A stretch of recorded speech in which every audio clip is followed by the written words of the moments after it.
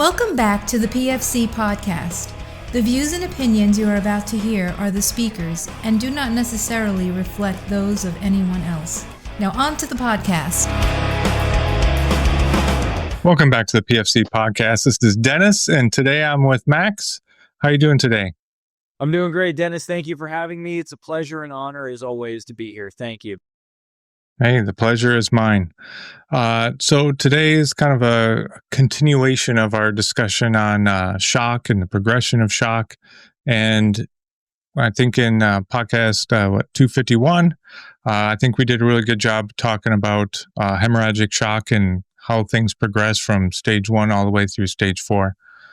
Now I'd like to talk about how do I fix it? So I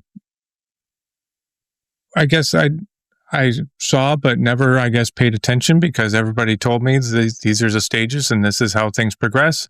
But our teenage, our adult patients, you'd watch their blood pressures, they'd kind of climb, and then pretty soon, they just collapse, right?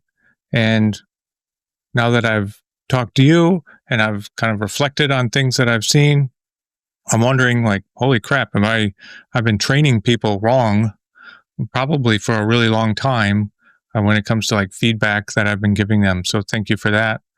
But that also got me thinking, well, when would I actually pull the trigger on giving whole blood when my goals, into the different algorithms and things that have been given to me say, when the patient's blood pressure is 90, give them blood.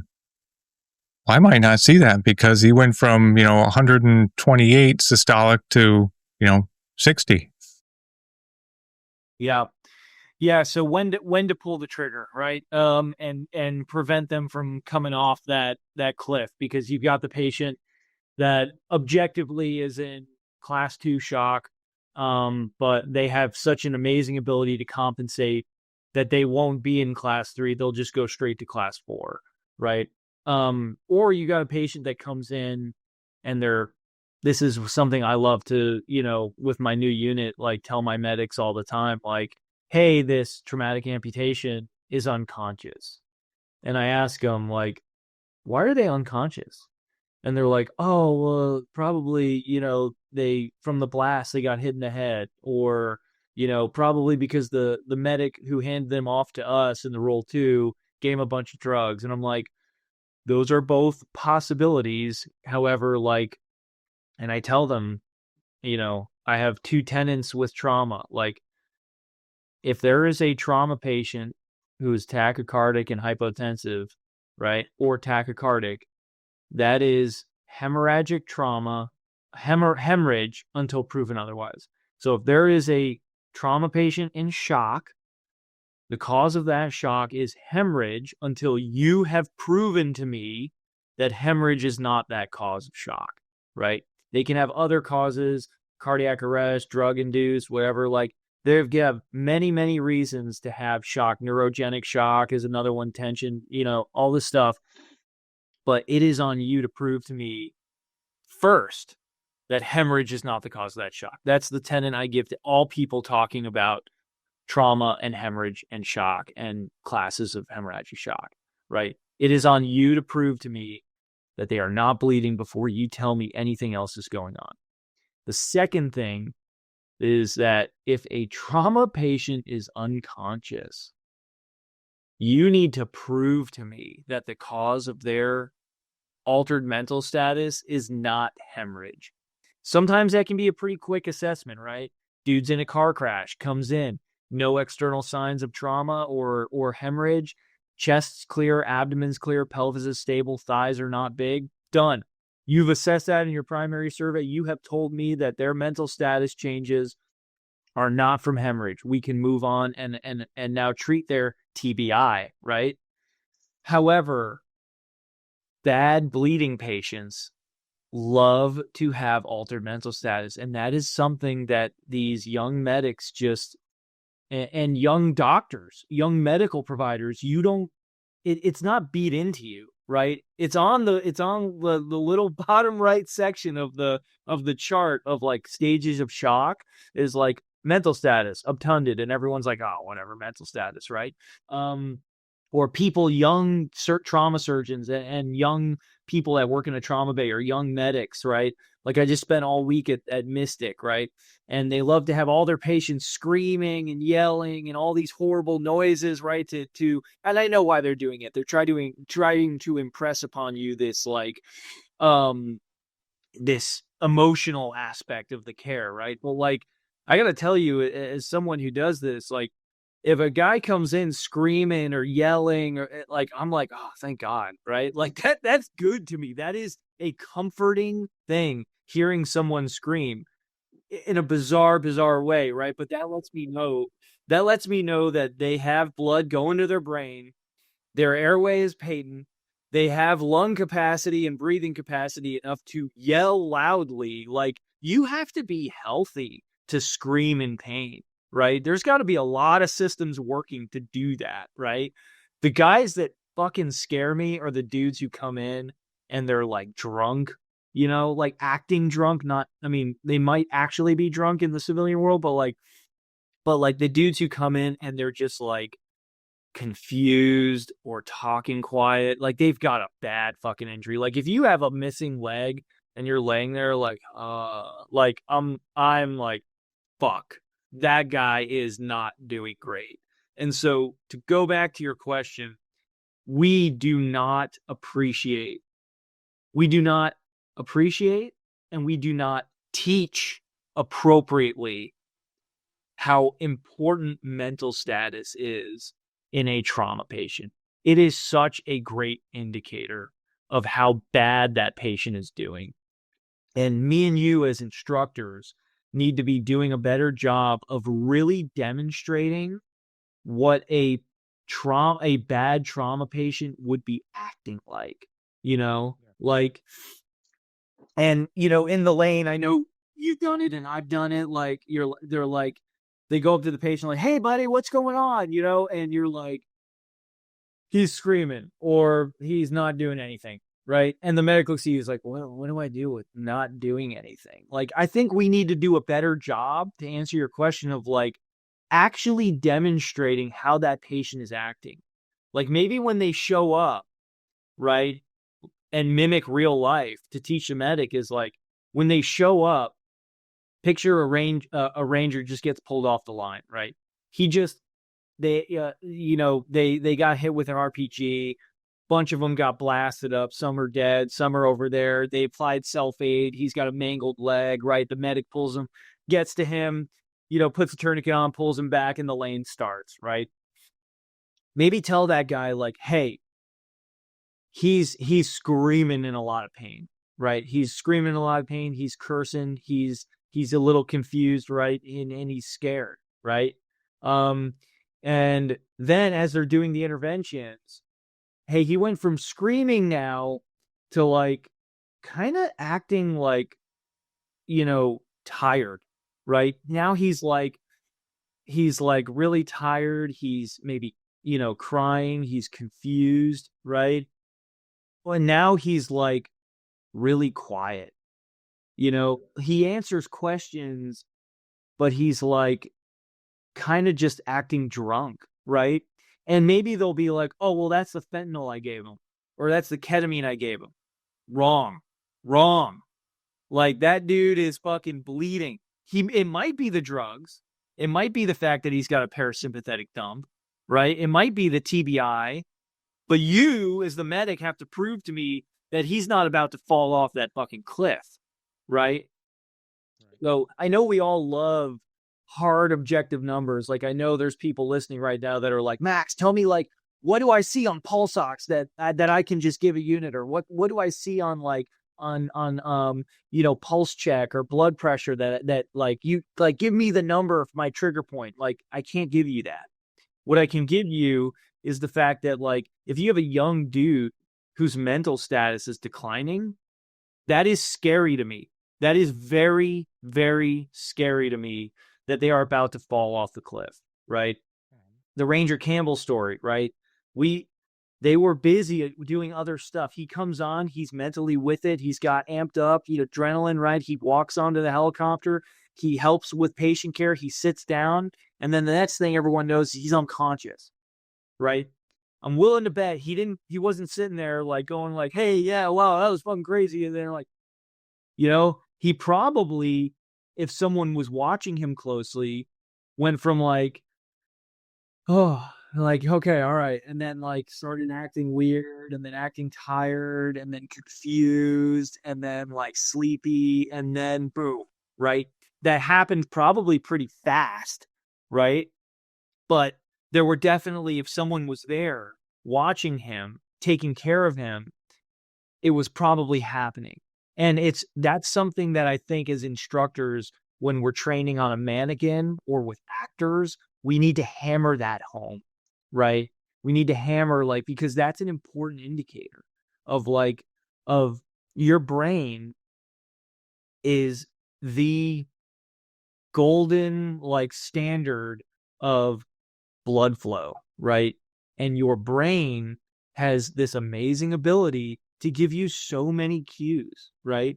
Like maybe, and now I'm thinking maybe we should have we when we're going through these trauma lanes, we're always like, okay, you do one thing, check your interventions, right? Okay, you put a chest seal on and you put a needle D in, right? Well, okay, go back and check the tourniquets, right? And then, okay, you just log rolled them and you check their back. Okay, log roll them, go back and check your tourniquets and interventions. Maybe we should go back, check your interventions and check their mental status. Yeah. I mean, it's almost implied, like, no, talk to your patient, talk to your patient, talk to your patient, and repeat that. But how many guys actually do, other than, you're okay, buddy, I'm here, I'm doing something. Like they don't actually ask them anything. It's just letting them know that we're working on them. Yeah, no, you're 100% correct. We get so into this trainingism of oh, it's a mannequin and he's sitting there with the fake blinking eyes and the right? But we need to do a more deliberate push as instructors to say, hey, talk to your patient, check your tourniquets and then ask them a question, an off the wall question, or not just, how you doing, buddy? Oh, same, fucking, I just got blown up, right? Or hey man, where are you from? Right? Or who are something to get to make them think, to make them give an answer that is not just one word, right? I don't know what that would be, but ask a possibly just off the wall question. What's your favorite movie? Right? And see how they respond. Because I'll tell you, if the guy sits there and thinks about it, it's oh, I like Ghostbusters. Right? Probably not about to fall off the cliff, right? I mean, he could be. That's crazy. What's up? It could be. Yeah, that's pretty crazy. Yeah. That's not a good answer.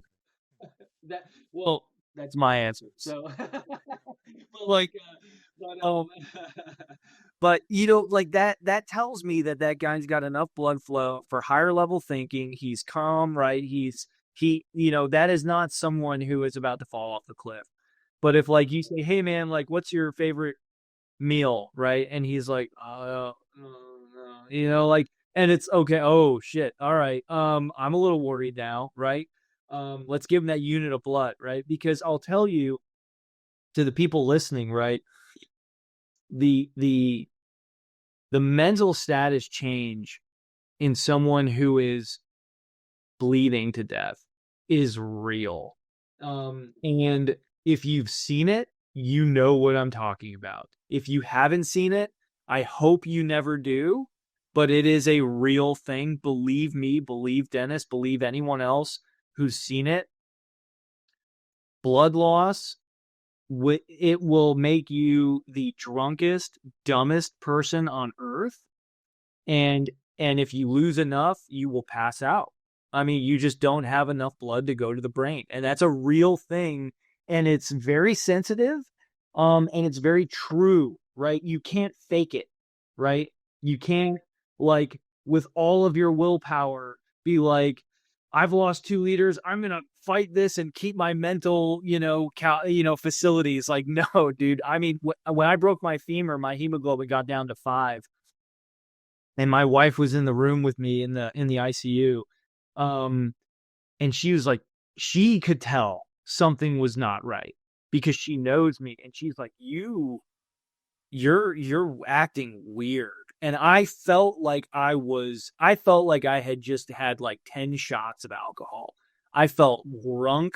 I was confused. I couldn't form a single cohesive thought in my mind. It was a struggle. I was just like, I felt drunk, and they gave me 2 units of blood, and it was amazing. I remember it was my first and thankfully only time getting blood. First time getting blood. And I was just like, I as it was going in, I was like, oh my God, like I feel like myself again. It was amazing. Like I actually felt like it was like when you have that first cup of coffee in the morning and you wake up and you feel better and you have more energy and you can like think again. It was amazing. It was like I went from being like drunk and hungover to all of a sudden just like normal, just from the blood. And so like that is a very real demonstration, very real thing, right? So to answer your question, like watching this, who do I watch? How do I watch a guy, and who do I look for to give blood? I would say number 1 is mental status.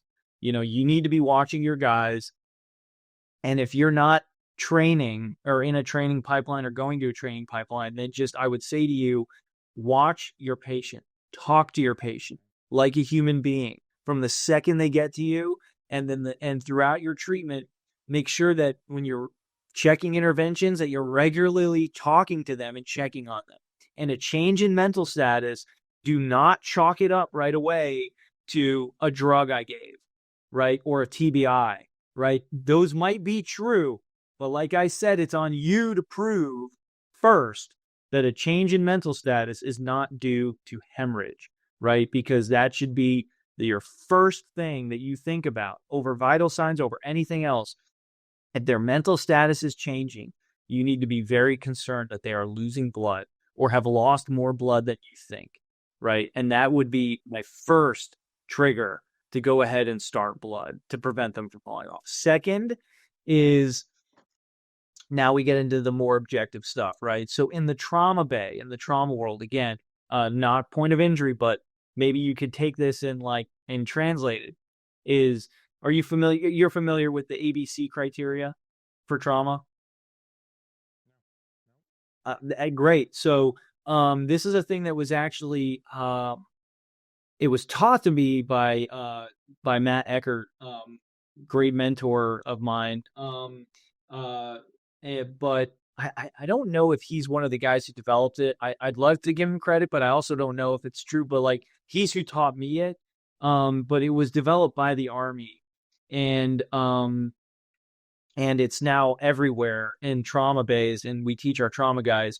It's a criteria for who needs MTP, right? And it's a criteria that of just a patient coming in the door, their chances of needing MTP. And it's 4 criteria: penetrating trauma, a positive fast, a heart rate greater than 100, and a systolic blood pressure less than, I think, 90.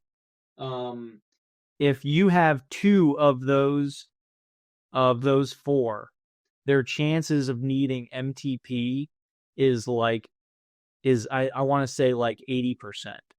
And if you have 3 or more, it's 100%. I mean, and so like bottom line, the way that the criteria work is that if you have 2 of those 4, and my numbers might be off a little bit on the percentages, but like the way that I use it and the way it's meant to be used is that if you have 2 of those 4, then you need to be activating MTP, right? And so I can tell that from the EMS report, right? Like if EMS tells me that like this dude got shot and his blood pressure is 80, I'm activating MTP before they even show up, because they have 2 of the 4, right? Or if they come in the door and EMS is giving their report to me Those are the things I'm listening for. Obviously, the fast is on me, right? And the initial vital signs check is on me. But like penetrating trauma, I know already that if they have any one of those three things, they're getting MTP. I'm starting MTP, right? So I would say to the point of care, the point of care provider, right? That's what we would look for as surgeons to activate MTP. So if you see those any of two of those four things in the field, you don't have MTP, but that is someone who's going to need blood, right? Either when you see them or after you've done your initial stuff, like that is someone who, when they show up to me, I'm activating MTP. So fall in kind, right? Does that make sense? Right? It sure does. Yeah. It sure does. So massive transfusion protocol. I guess is 2 or more units within what period of time? There's different protocols for different hospitals. Every you just have to have it's really what it is a hospital's way of activating a whole bunch of systems in place to get the trauma bay or whoever, the OR, the OB room, whatever, a lot of blood quickly. So when it really is a way for like a big system like a hospital to say, hey, guys, I need a lot of blood. I need it safely delivered to me, and I need to be able to give it to a patient who is not typed and screened, right? Because if I don't activate MTP and I ask the blood bank to just give me 10 units of blood, 10 units of FFP, 4 units of cryo or 4 units of platelets, they're going to be like, holy crap, that's going to take an hour or more. I'm going to need a type and cross where we're going to need, cards for all of them. You're going to need coolers for all. It's like, so if I tried to order that in a hospital, what I actually need to resuscitate a trauma patient without an MTP protocol, it would just take a long time. So, every hospital is different in terms of like what gets sent to you, the criteria for activating it. But like a lot of hospitals now are incorporating the ABC criteria and the trauma surgeon's discretion to just activate MTP, right? And then afterwards, this is a whole different talk, but like afterwards, if you activate MTP inappropriately, not in accordance with your hospital standards, someone like me, back when I was a trauma medical director, would look at every MTP activation and see if it aligned with our activation criteria. And if it didn't, I would have to have a conversation with the doctor. Well, why'd you do this? Right. And so all that. So what is MTP? It is a hospital agreed upon, or systems like JTS has criteria for activating MTP. Like it is a systems based agreement as to when someone is sick enough that you need to now break down all of the safety measures to get emergency release blood to your patient, and a lot of it quickly, right? And usually what it is some kind of combination of like, usually it'll be like 2 units of whole blood up front, followed by 6 of PRBCs and 6 of FFP, and then a unit of cryo, and then the next cooler is like 6 more with a unit of platelets, and then it's like, then that just keeps going. That's one example, but like every hospital does it a little differently. It's just what it is it's a very fast, safe way to get 1-to-1 or whole blood fast and quickly to the patient until the person who ordered it says, we're good, we don't need it anymore, and stops it, right? And so as the point of care person, right, watching the guy, mental status, very important, trending their mental status, off the bat, if they meet 2 of the 4 ABC criteria, that's someone who's going to need blood, right? So then the question is, okay, their mental status is starting to decline. They came in with 2 of 4 ABC criteria, right? They've been shot. Their heart rate is 110. Their blood pressure is right around 90, right? Do I need to give that guy blood? Yes, you do. Even though their blood pressure is above 90, their mental status is declining, they've been shot, they have a traumatic amputation, some sort of disruption to their all traumatic amputations aren't in the ABC criteria, but I'll say a traumatic amputation is like just check that as penetrating trauma. Like that is equal in my mind, right? Now there's no study to show that, but I'm pretty sure the study would say that, right? So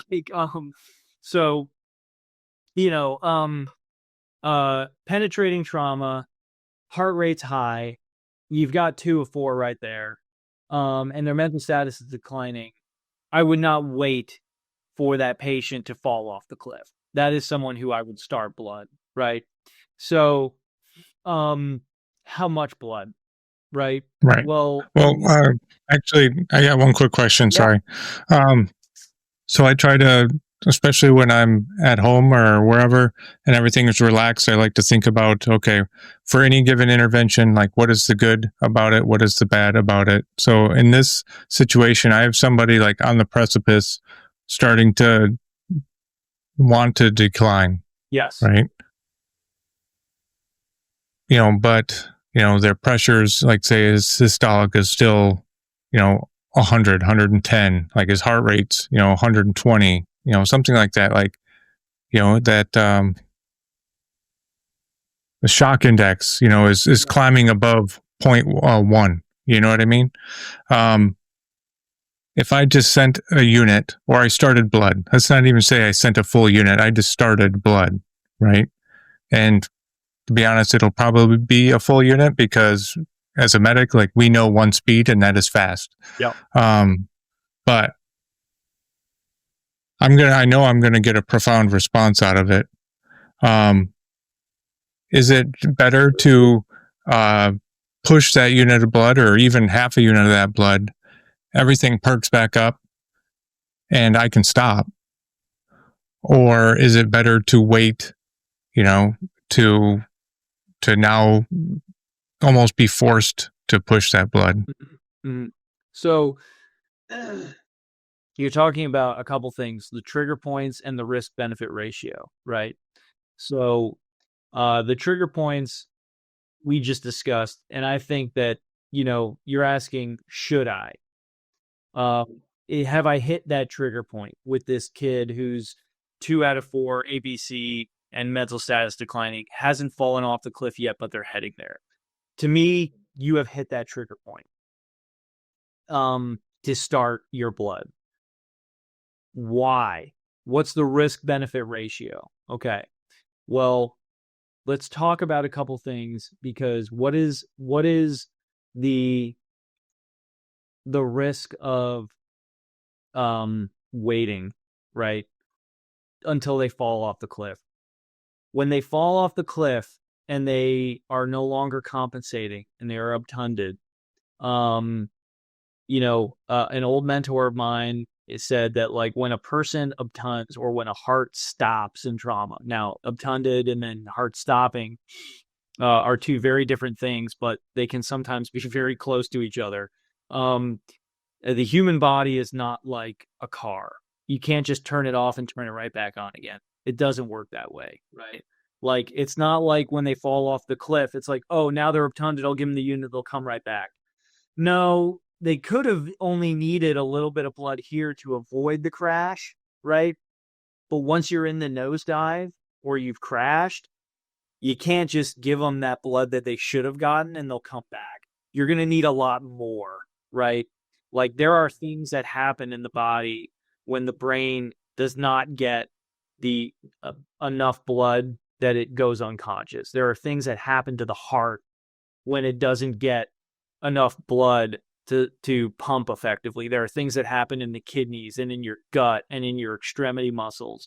Like, there are things that happen that create massive downstream effects that make the patient much harder to resuscitate later and have a much higher chance of, like, not coming back up, right?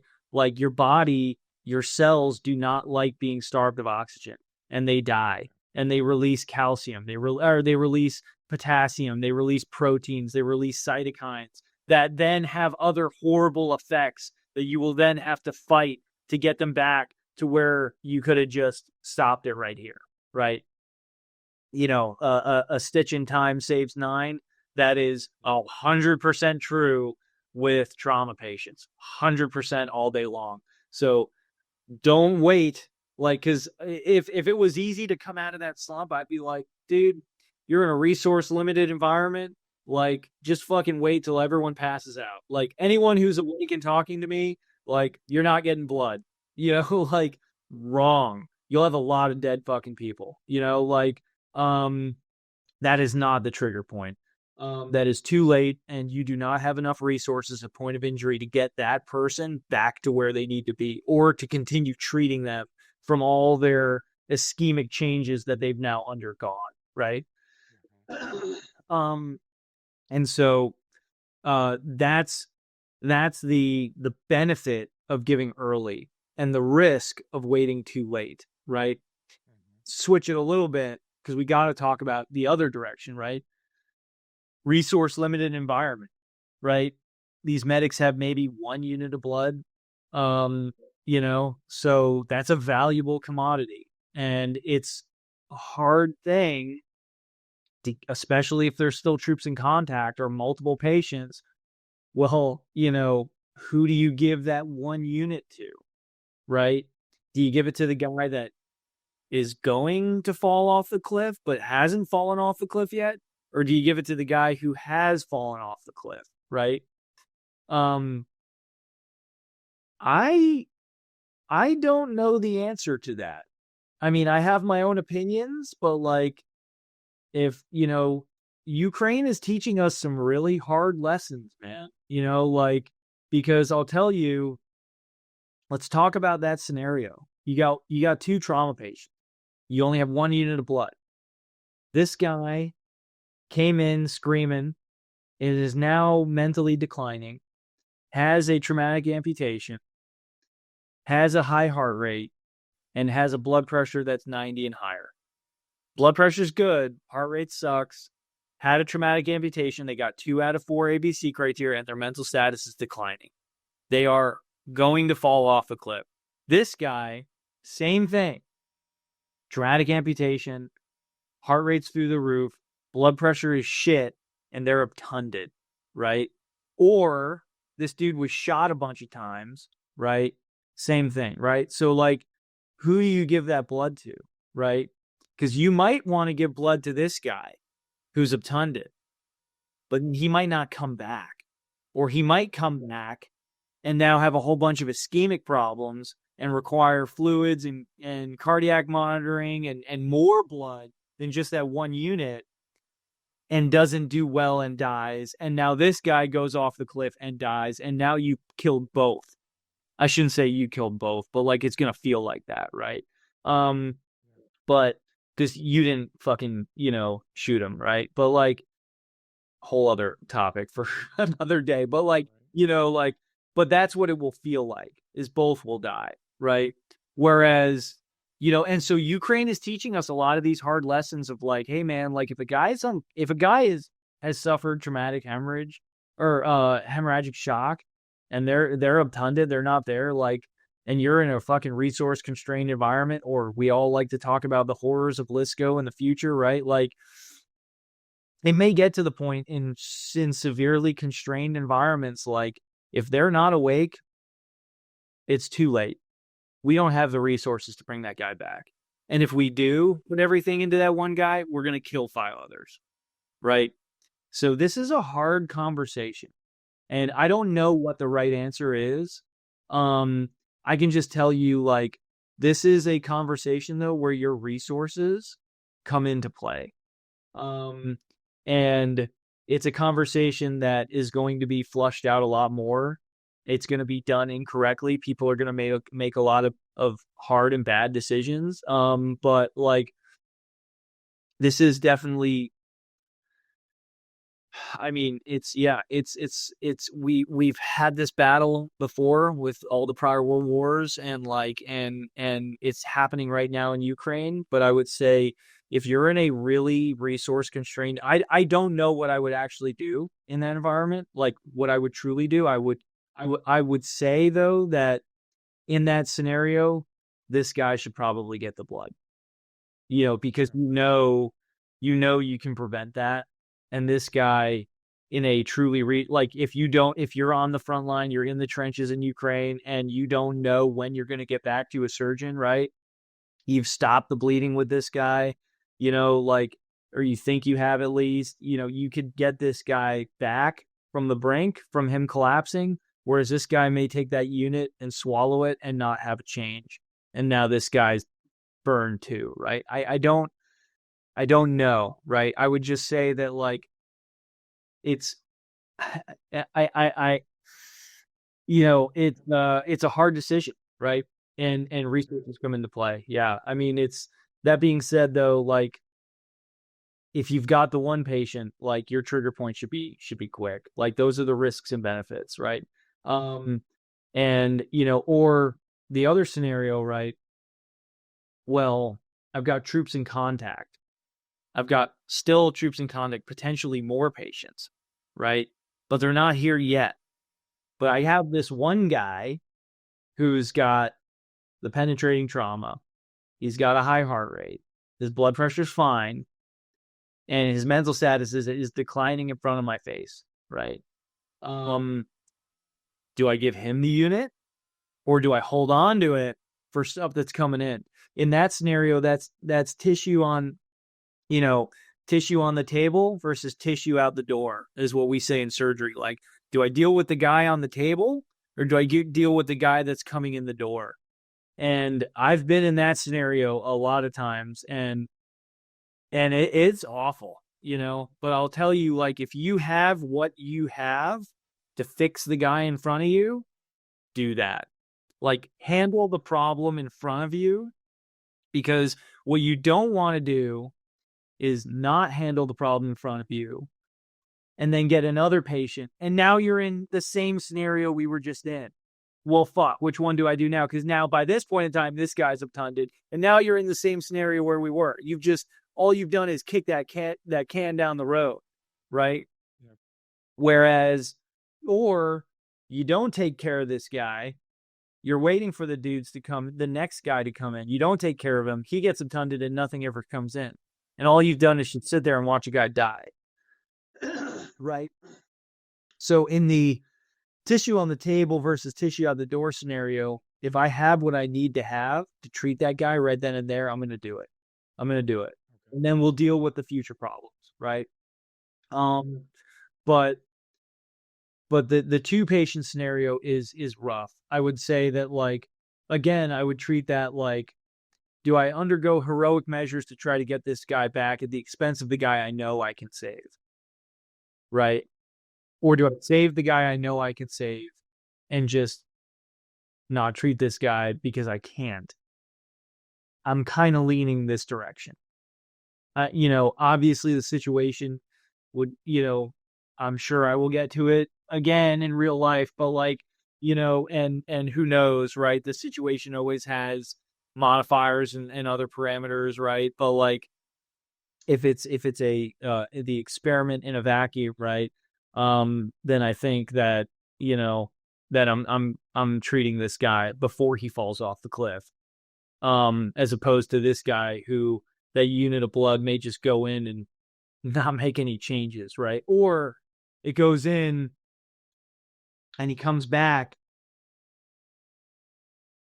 but he's still, but then he slumps again, right? And yeah, you might feel like you made the right decision, but now you've got two critically injured patients that are both declining, right? And that's, that's a horrible scenario to be in, right? I mean, it's the nightmare scenario, right? But I would say that do what you can, recognize that this guy you can save with the unit.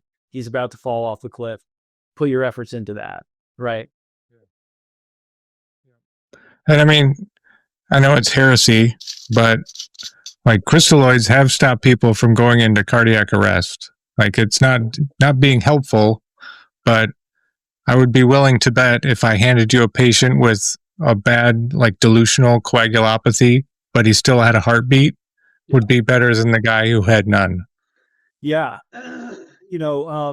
John Ritchie, who's another trauma surgeon in the Army and an amazing friend of mine, we were having this conversation a couple months ago about the the necessary benefits of crystalloid, right? And I know there's people probably turning the podcast off right now that are like, what the fuck am I about to hear? But I'm talking specifically about, like, if you have nothing, we're not talking about crystalloid versus blood. I'm talking about crystalloid versus nothing, right? Obviously, the kinematic studies of the 90s that changed our whole thinking, right, showed that, in certain scenarios, nothing is better than crystalloid. And this concept of permissive hypotension, which I am a firm believer in and have guided my whole life and practice, and I am a Ken Maddox, drink the Kool-Aid guy, right? Like, but, you have to look at those studies. Those were in the civilian setting, en route to a level 3 trauma center, where they got all the magic and people to fix that dude coming in hot, right? That's not the medic in the trench days away from a surgeon on the front lines, right? Or the medic in the back of an LMTV, or the medic in the back of an FLA driving through a fucking, bombed out moonscape 12 hours or 4 hours or 1 hour to a roll 2 with also limited resources, right? Let's talk about that scenario, right? The Ukraine scenario, right? The Lisco scenario, or the ODA scenario, the guy out in Africa who's, half a day at best away from like a local hospital, right? You don't have blood, right? You've got 500 cc's of crystalloid for drugs, right? For drug administration in your bag, right? Well, now you've got a guy who's got penetrating trauma, who has a high heart rate, who has mental status that's declining, right? Do you give him that crystalloid? Well, Ken Maddox would say no, right? Because their blood pressure is greater than 90. I would agree with that. Don't give that guy crystalloid. If you got blood, yeah, give him some blood, right? That would be the guy that, if I only have one unit, I wouldn't slam it in, right? I would start the unit, maybe give him like a quarter of that unit, watch him, get a few more hours down the road, minutes down the road, give him a little more blood, right? Like, try to just like slowly give him blood while you're getting to the next level of care. But we're not talking about that. We're talking about crystalloid, right? So that would be someone who I would like wait until they actually started falling off the cliff, and then I would give crystalloid, right? Because it's all I got, right? Like, if you got a guy penetrating trauma, high heart rate, blood pressure's over 90, but their mental status is declining, I would tell the driver, drive faster, or the litter team, like, let's fucking start running, right? But that would also, but if that guy does fall off, don't just watch him and be like, okay, well, we did all we could. Like, crystalloid will give you the volume to prevent you from having an arrest. Yes, 100%. It's better than just watching your guy die, right? And the reality too is that it does have the dilutional component, right? Of dilutional coagulopathy. However, we're talking about two different things. We're talking about preventing the heart from stopping versus dilutional coagulopathy.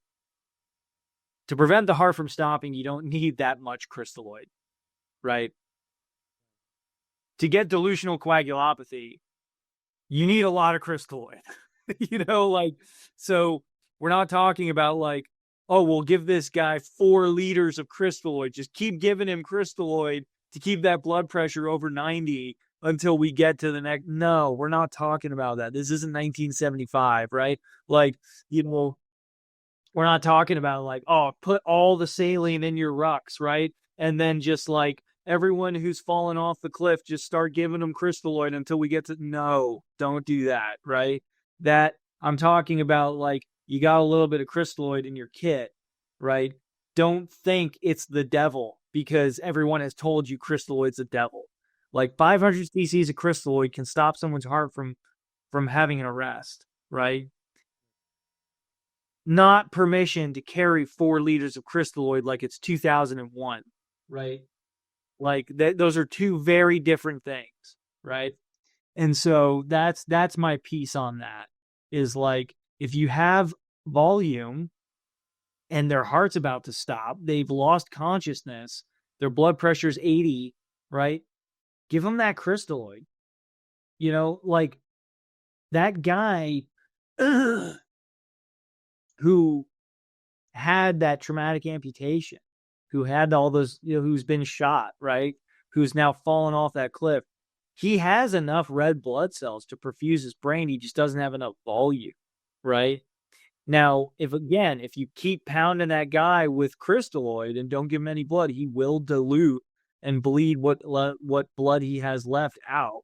And if he survives, he'll have all these other problems, right? With, ARDS and everything, right? But you give him that 500 cc's, that'll give him enough volume to prevent the death, right? At least for another. Or at least stave it off. Yeah, stave it off, hopefully, right? Until the next person can take care of them, right? So, yeah. No, I was thinking it more of like using it as a bridge, essentially a bridge to get my Rolo going, or a bridge to get him to the next level of care. Not as like, well, we'll keep the same goals. We'll just keep sending more fluid. Like, no. I've lowered my standards to about as far as they can possibly go. Yeah. I need that heart to continue beating. I would imagine I'd be okay with the systolic, in the 80s. And I still can't quite feel a pulse, but I can feel one in his neck.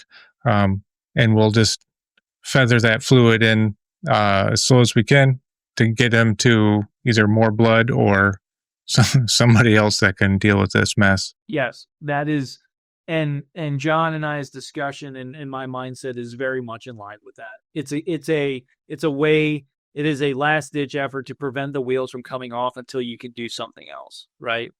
100% agree with you. That would be a great COA for sure. Yeah. Another thing, part of our resuscitation protocol, TXA. Yeah. So obviously blood is king, and we've talked for a while about that. TXA, I've seen it work really well in like capillary bleeding.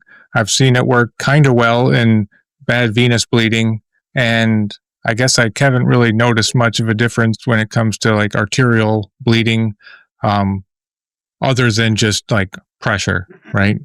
Tourniquet or pressure dressing, however you get it stopped. Yep.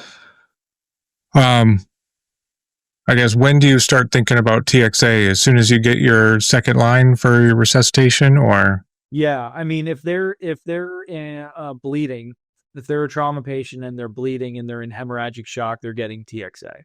That's the bottom line. It might help. It's not going to hurt, right? So, I'll say this. It might help. It's not going to hurt if done correctly. And this is only a recent change in my practice because I've seen it firsthand. The question should not be, do I give TXA? The question should be, how do I give TXA, right? And so, bottom line, if you have a hemorrhagic shock patient, that patient should be getting TXA. The question is how. There's the traditional way of doing it is you give the first gram over 10 minutes, and then you give the second gram over 8 hours. that is still what I do in the hospital, because I've got the time to do that. There are some protocols, and JTS is pushed it out and made some statements on it. And there are protocols around there saying, like, it's safe to give TXA 2 grams up front. I will say, be careful. Be very careful with that, because I've seen it firsthand. Because the world that I came from, that was happening a lot, and I didn't notice any negative side effects. I was like, oh man, they got 2 grams already? Fuck yeah, like awesome, right? But I started doing this in the trauma bay. I started giving 2 grams up front, and I started slamming it in. And these patients went into 100%. Like, there was a period of my life, I changed the hospital protocol as the trauma medical director. I was all on board. The local EMS protocol had 2 grams up front. You know, I was reading some literature. I was like, I'm the trauma medical director. We're going to do this. We're going to do 2 grams up front. Blanket it, right? That protocol lasted about 2 months. And I was like, we need to fucking stop this. Because we were giving our patients 2 grams up front in the trauma bay. We were slamming it in, and these patients were getting profoundly hypotensive. It was unreal. It was unreal. I would see it in front of my eyes. We would give them 2 grams of TXA up front, slam it in, not over 10 minutes. That's, you know, we were slamming it in, and it was every one of them just had these massive drops in blood pressure that we had to, like, you know, give tons of blood to them and epinephrine, and then they would come back like magically. And a lot of these patients didn't need surgery. And I was like, what the hell just happened? We were like, are they having anaphylaxis? And I had to do a bunch of case reviews and figure out, like, what was going on? Why is this happening? And it was like these blunt trauma patients that were coming in that ultimately didn't need surgery, that came in, and we were given some blood to, and they were, I can't remember the scenarios, but like, they were ultimately patients that did not require surgical intervention for hemorrhage control, but came in needing blood, got TXA, got 2 grams up front, and had these profound hypotensive episodes transiently in the trauma bay that needed more blood and pressors, and then they would get better, and then we would all be like, what just happened?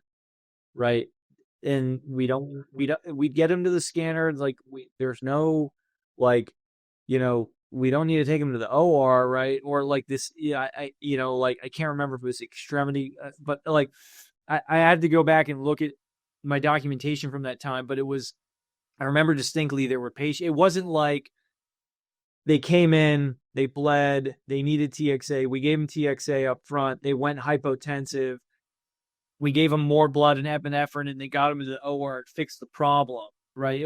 We couldn't write it off on these reviews of like, oh, well, we were doing what we were supposed to do, and they just tanked, and we got them back and then got them to the OR and fixed them. That was not the case. All these patients came in, we did what we were doing, gave them 2 grams of TXA, tanked, got them back, and then they didn't need surgery. And we're like, well, what the fuck happened here on all these patients? And it was 2 grams of TXA.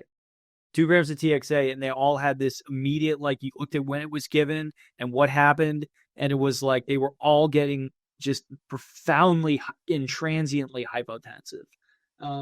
So be very careful. You can give 2 grams. You can.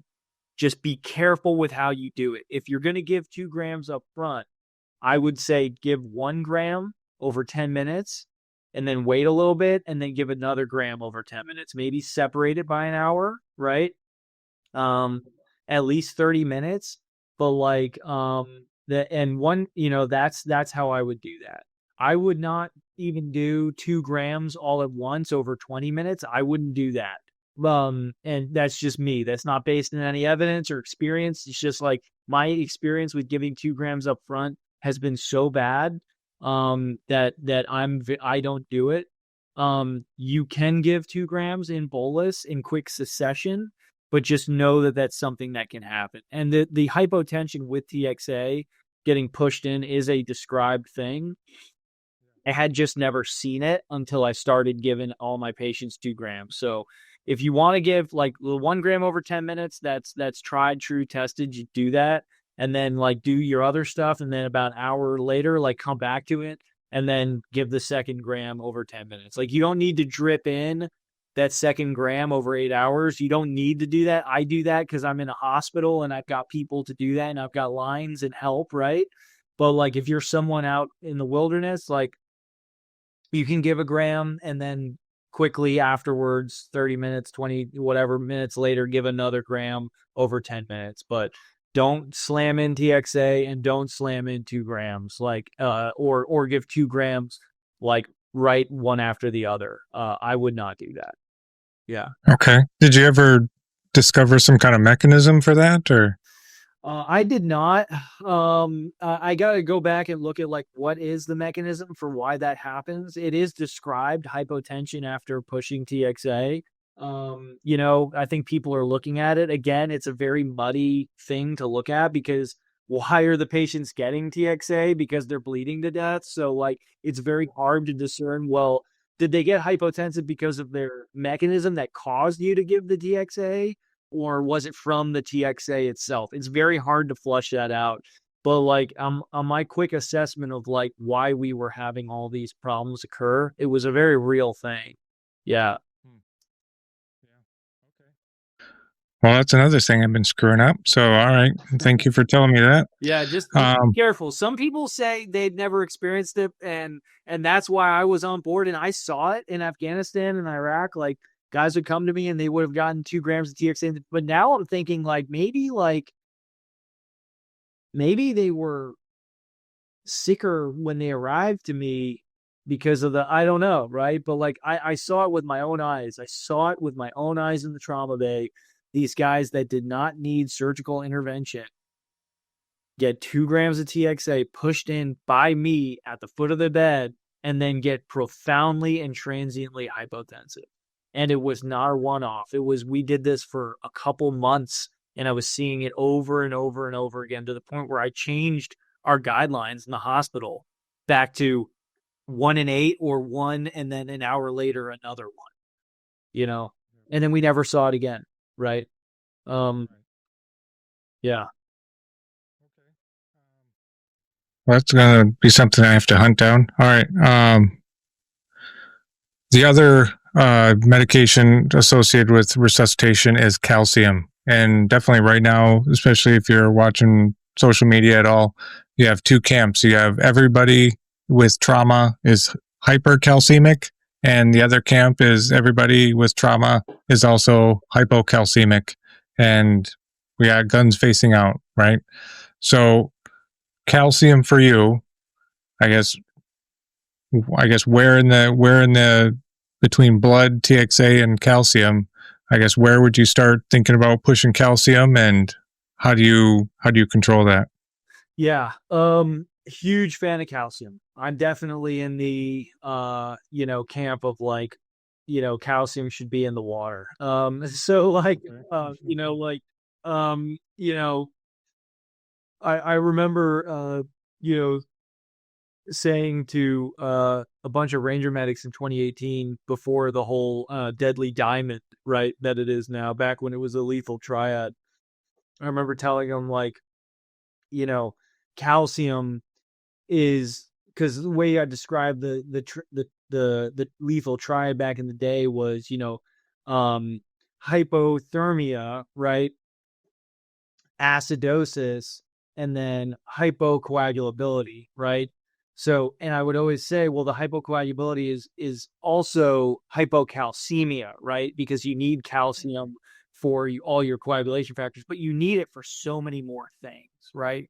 And I would always tell them like, as it would say, lethal triad, but one corner is more important than the other. It's not really. I mean, hypovolemia is something that is, or hypothermia is something that is also, they're all obviously incredibly important. But I would always hark that it's not just hypocoagulability, it's hypocoagulability, hypocalcemia back then, because I'm a firm believer that we are underdosing our trauma patients with calcium. And up front, the way that I do it is if I give a gram of calcium for every unit of blood that I give. So every unit of PRBC or every unit of whole blood gets a gram of calcium. I've been doing that for the better part of a decade, and I have yet to make a trauma patient from a hemorrhagic trauma patient hypercalcemic. I have never done it. It has not been done with my patients. I've made a few normocalcemic, but I have yet to see a hemorrhagic trauma patient that I'm doing 1 gram of calcium with 1 unit of red be hypercalcemic. It's when you're getting to that point where you're activating MTP and you're giving unit after unit after unit. There are so many things in that body that are requiring and utilizing calcium, right? So right off the bat, every bag of red, whether it's PRBCs or whole blood, has chelators in it that are just eating up calcium, right? And if you don't treat that and counteract that, the chelation in that unit of blood will go in and it will find calcium to chelate and it will take it from you. And you can't have that happen, right? You need to prevent that from happening because your body needs that calcium for all the other stuff that's happening. So that's one mechanism of negative calcium right there. The other is that calcium is needed for your muscles, right? And we're not using skeletal muscles, but we are using cardiac muscles and we're using smooth muscles in our blood vessels, right? And all those smooth muscles that are clamping down super fucking hard, especially in young, healthy guys that have robust not talking skeletal musculature, I'm talking about robust sympathetic nervous systems and super jacked arteries and veins, right? Like there and super jacked hearts, right? Those muscles are going to be eating a lot more calcium as well, right? And so you need all the smooth muscles and all that clamping down, that's also eating calcium. The heart rate that's beating 120, 140, 160 times a minute, that's using a shitload of calcium with every beat to pump that heart, right? So those are 2 more. So now we have 3 methods of calcium leaching. We have chelation, we have smooth muscle contraction, we have cardiac muscle contraction, and then we have a 4th, which is platelet activation and coagulation factor activation, right? So your platelets and your coagulation factors are burning calcium to try to form clots, right? And which is happening. And then we're up to 4. Now we've got a 5th, which is, that blood that you left back at target also had calcium in it. The blood that's soaking through the HPMK, that also has calcium in it. You're directly losing calcium in the blood you're losing. You have five major calcium leaching systems that are occurring in a hemorrhaging trauma patient.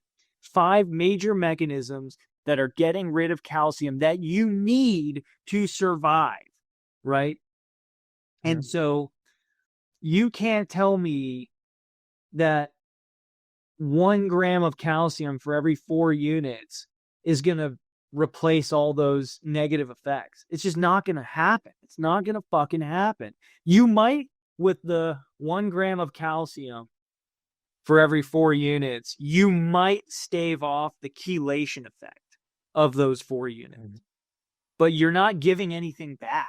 They're still burning through calcium, trying to clamp everything down, beat their heart, losing it on the floor, and form all those clots. You're not helping them. You're just staving off what you're doing to them, right?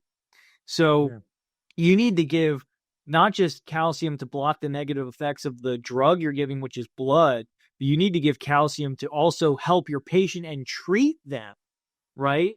Like the way that we are currently giving calcium, or were giving calcium in 2018 prior to the deadly diamond, which for those of you that don't know is basically the lethal triad of acidosis, hypothermia, and hypocoagulability. They've now added it, and the last point is now hypocalcemia, thank God, right?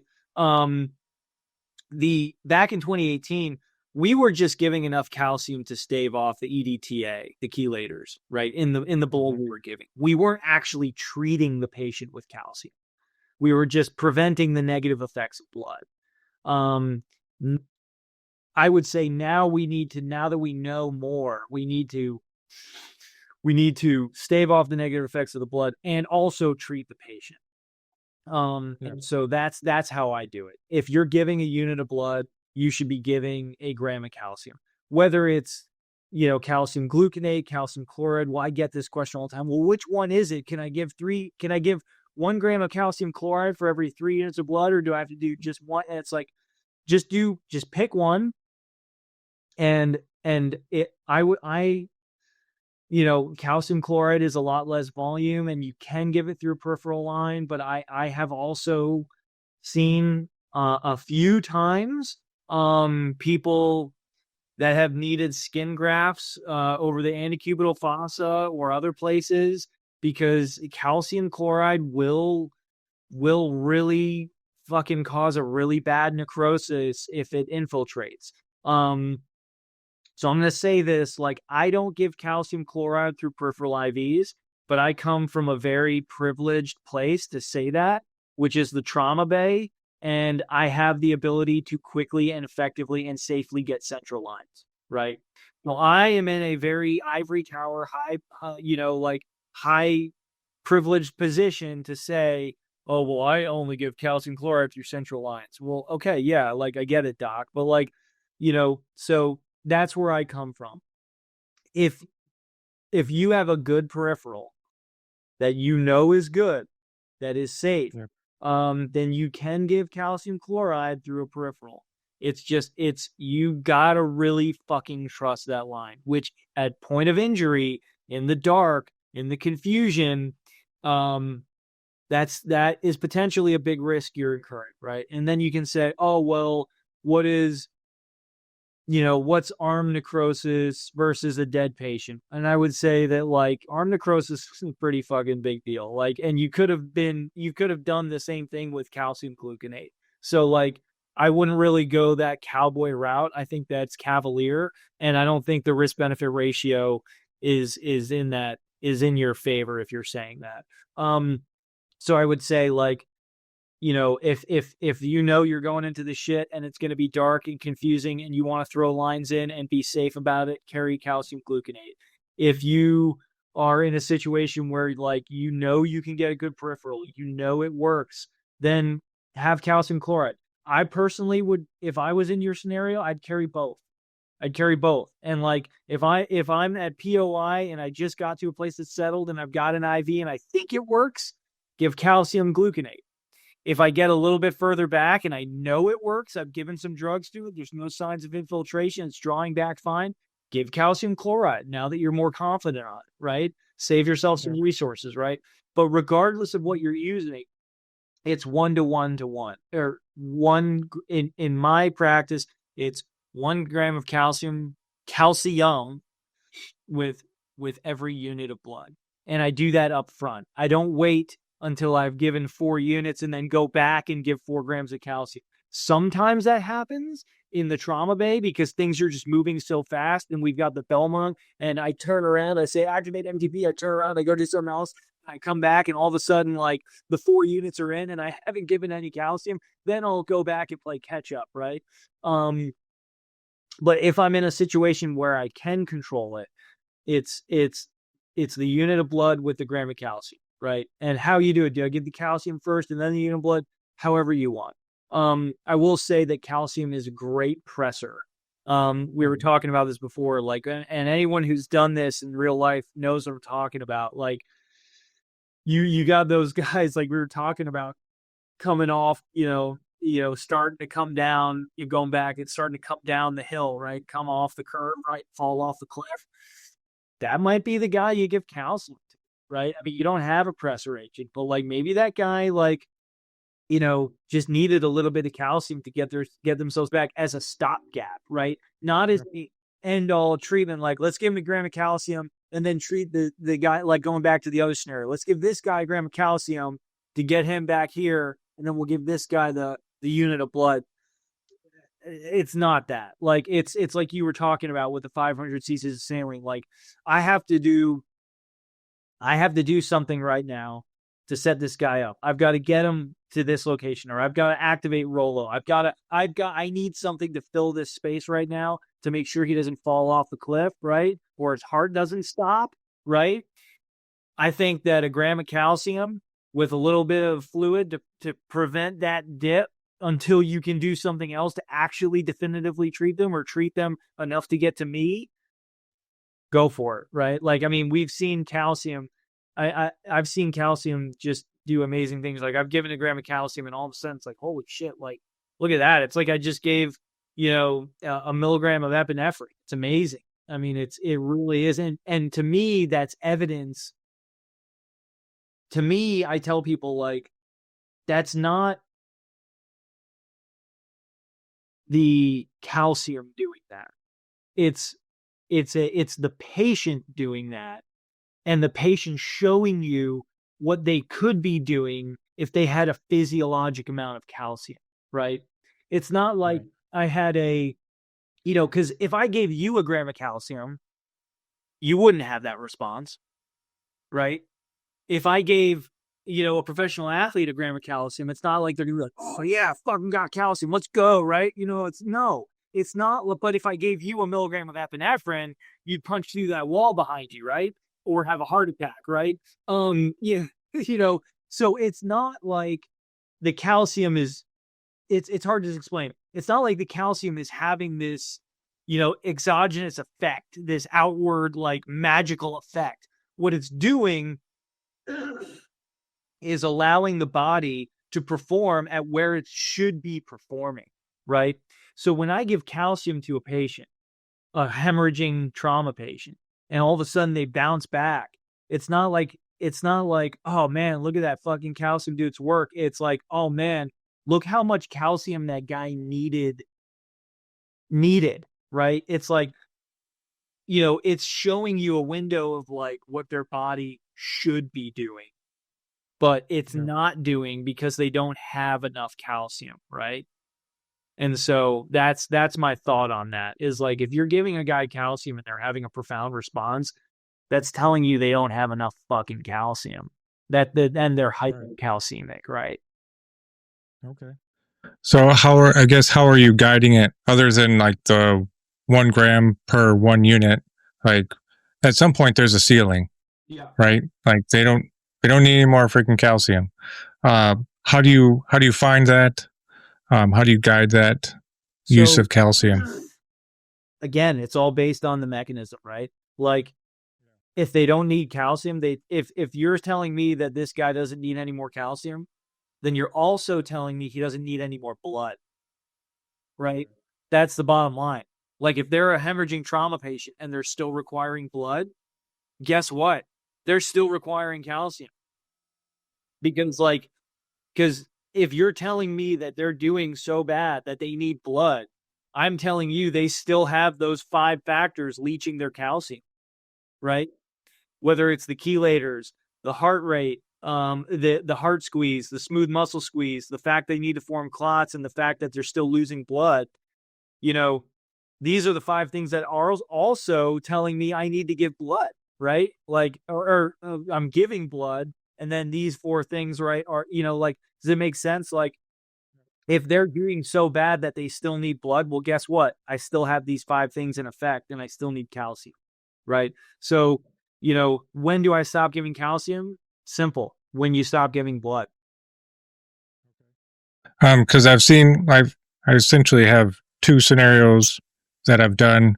We have the guy who's coming off the cliff, 1 gram of calcium, boom, and I watch him peak back up, and I know it gives me roughly 10 minutes to get blood spiked and sent, right?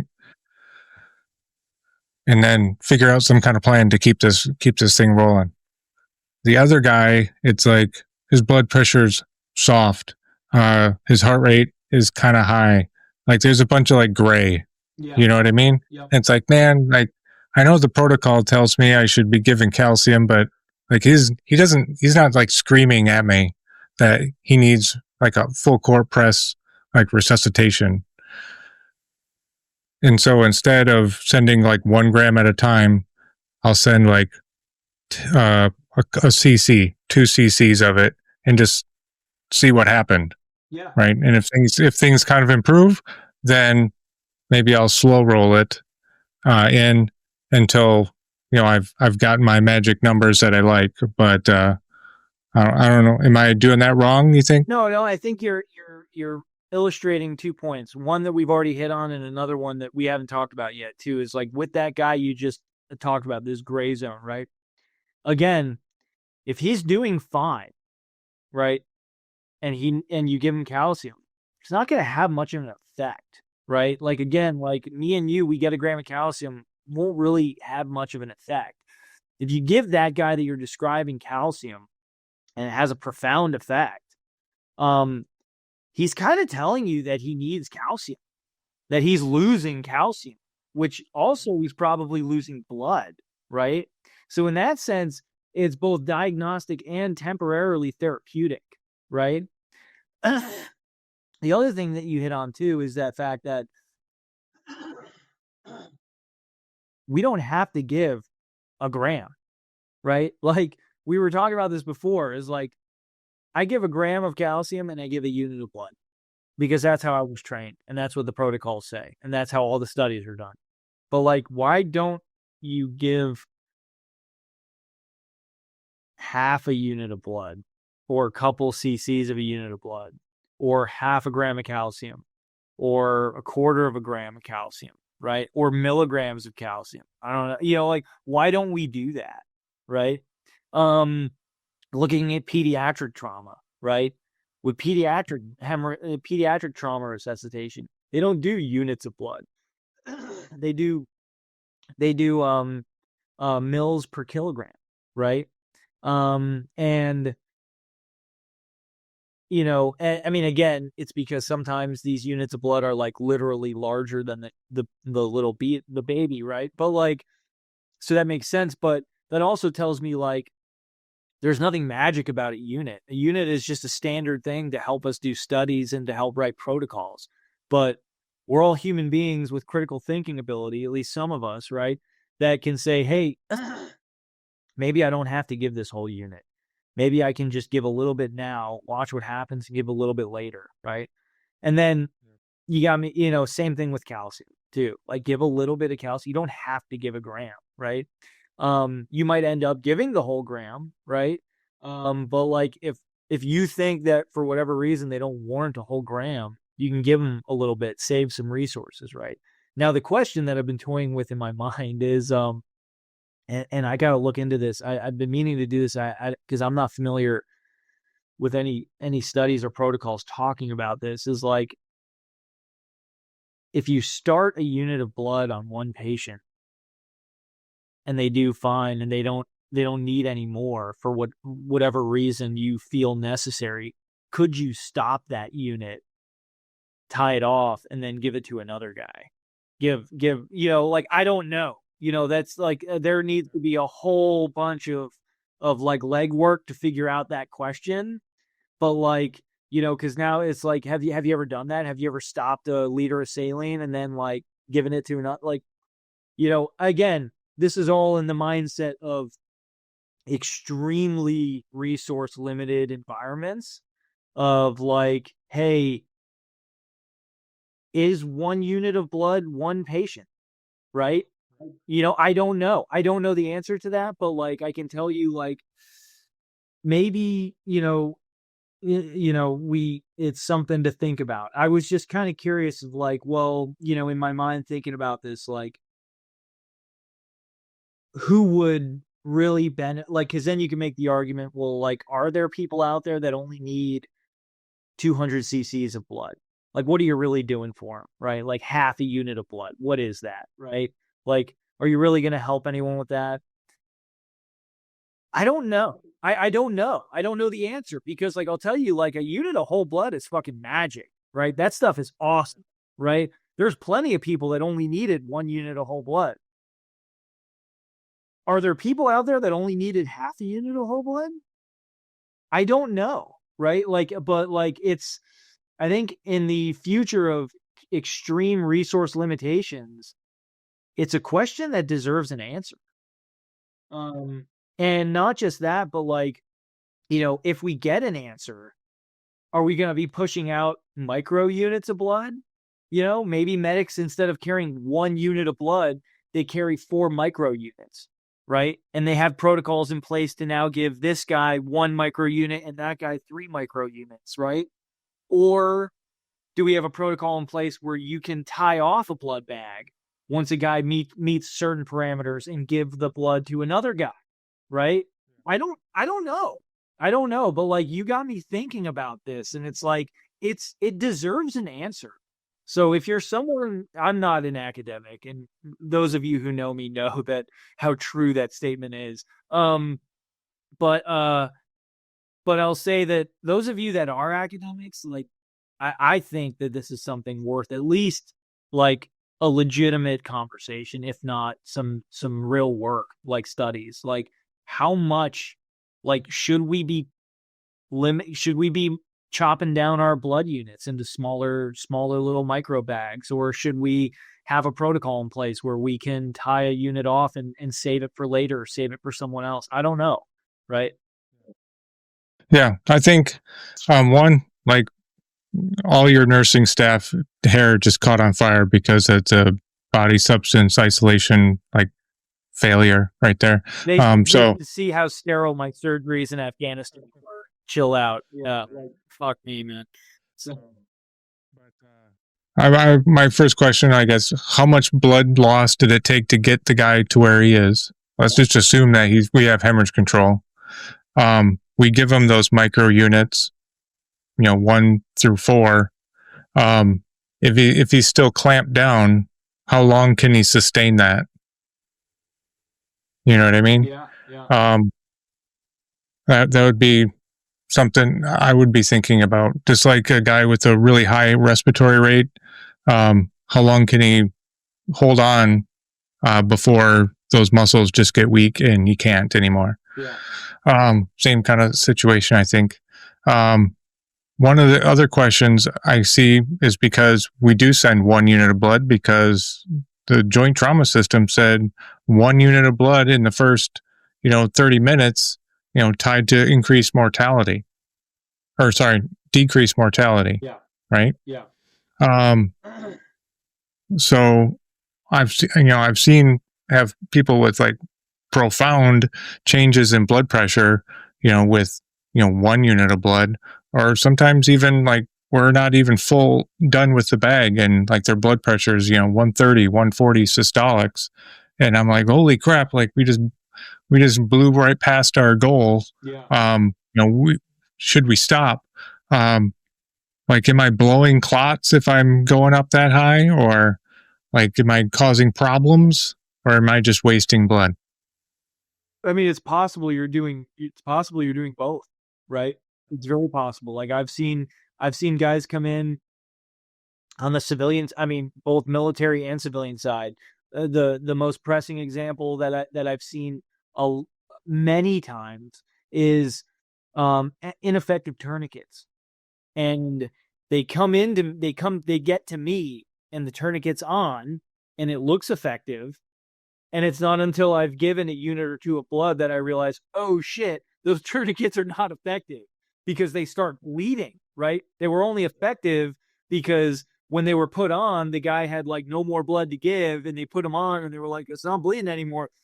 And didn't realize until it got to me, oh, well, they're not bleeding anymore because they don't have any blood and your tourniquet was shit, right? And I learn about all my bad tourniquets because of what you just described, right? Or other injuries, right? So yeah, you might be doing both, right? Wasting blood and blowing clots, right? That's absolutely something that might happen. Or what you can do, not so much blowing clots, but tricking the body into thinking everything's okay, right? So with these guys, like the example I just gave, the ineffective tourniquet that's on a traumatic amputation that gets to me and it's not bleeding, right? Young, healthy, active duty guy. It's not bleeding because he has no more blood, and his body knows something is really wrong, and he has the ability to clamp down like nobody's fucking business, right? So then I'll give him, and this, we got to be careful because this can happen with that 500 cc bolus we were talking about before of crystalloid. You give them a little bit of fluid, a little bit of volume back. You give them some blood, right? And all of a sudden their body's like, oh, it's okay now, and relaxes on the peripheral constriction. And then it's not clot busting, but just like tricking the body into thinking everything's okay, and everything dilates distally, and all of a sudden, boom, bleeding, right? So yeah.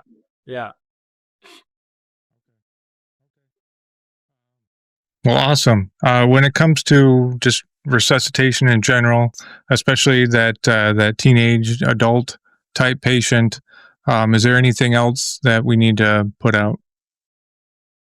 No, I would just say that the two big things I would impress upon are calcium is awesome. If any of you have made a truly hemorrhagic, a massive transfusion, trauma patient hypercalcemic, I would love to hear.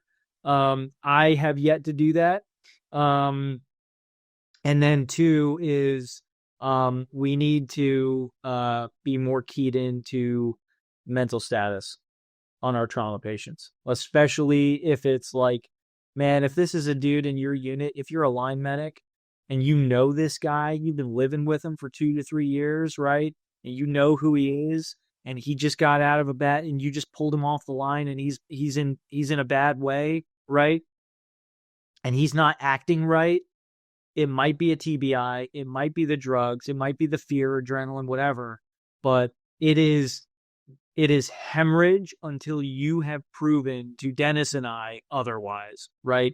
Mental status changes in trauma patients are hemorrhage induced unless proven otherwise, always. And I just want to impress upon on the viewer that or the listener that, like, we need to do a much better job of tracking our mental status in these patients, reacting to it, treating off of it. And then as an instructor out there, if you're an instructor listening, I would push upon you to really do a better job demonstrating this. Don't just be the guy who sits there with a clipboard and is like, yeah, he's not talking. Or like, yeah, he says, ouch, it hurts, right? Like, no, like in your mind, when you're building these scenarios for your medic, take into account what this patient is going to do from a mental standpoint if they're not doing well, or if they get better, right? Like, build that and teach your guys that, right? Awesome. Well, I really appreciate you jumping on and walking through this. Thanks again. 90 minutes again. I can't do it. I'm sorry. Damn. One of these days I will have a sub 1 hour episode. So I'm sorry, man. No, it's worth every minute. Worth every minute. All right. Thank you. That's it for today's podcast. Make sure to go to our website, www.prolongedfieldcare.org. Check out our free downloads and a ton of other helpful information. Grab a bag of our fresh roasted PFC coffee, links in the description below, and stay on the bleeding edge of combat and austere medicine. This is Dennis for the PFC Podcast. Out.